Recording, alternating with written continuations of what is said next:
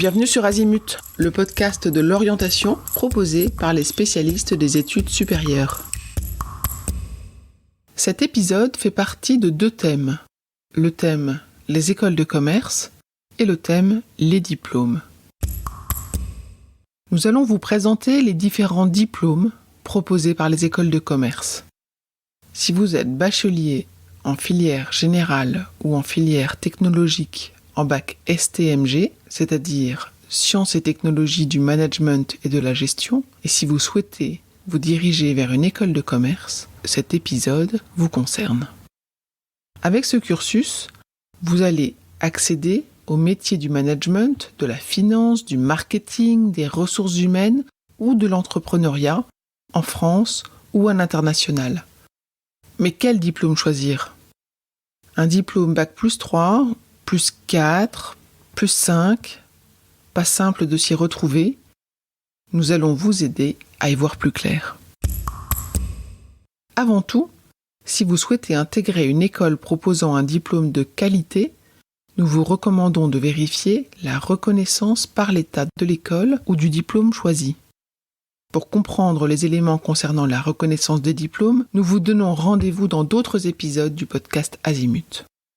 En premier, nous allons vous parler du bachelor, qui est un programme en 3 ans, accessible après le bac. Ce diplôme est une formation courte qui vise à former des étudiants souhaitant être directement opérationnels sur le marché du travail. Cette formation concrète propose une approche pratique ainsi que des stages. Avec un bachelor, vous pouvez accéder au marché du travail, mais il est également possible de poursuivre vos études si votre bachelor a une reconnaissance niveau licence, c'est-à-dire bac plus 3. Passons maintenant au BBA, le Bachelor in Business Administration. C'est un diplôme en 4 ans, accessible après le bac. Il est basé sur le modèle anglo-saxon, il est spécifique aux écoles de commerce, proposant un format d'études dirigé vers l'international. Ce programme accueille aussi bien des étudiants français que des étudiants internationaux.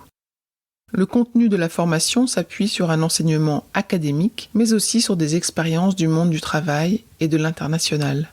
Une grande partie des cours pourra être dispensée en anglais.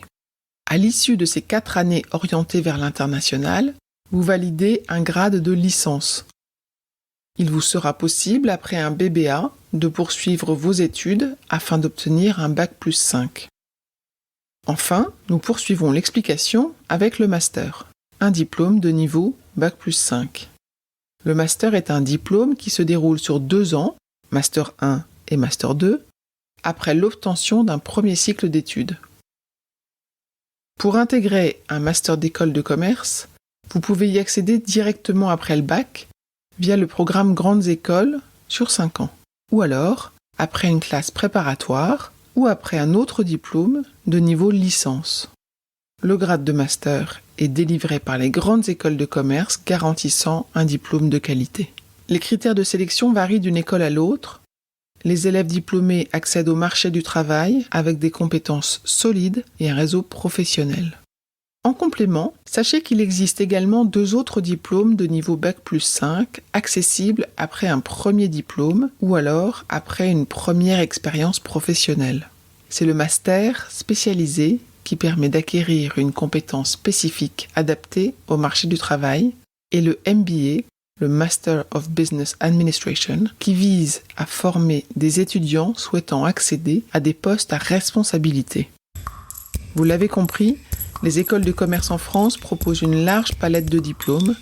À vous de choisir ce qui vous convient le mieux.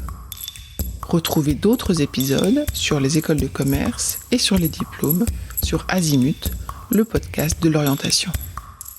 Cet épisode est terminé. À bientôt sur Azimut.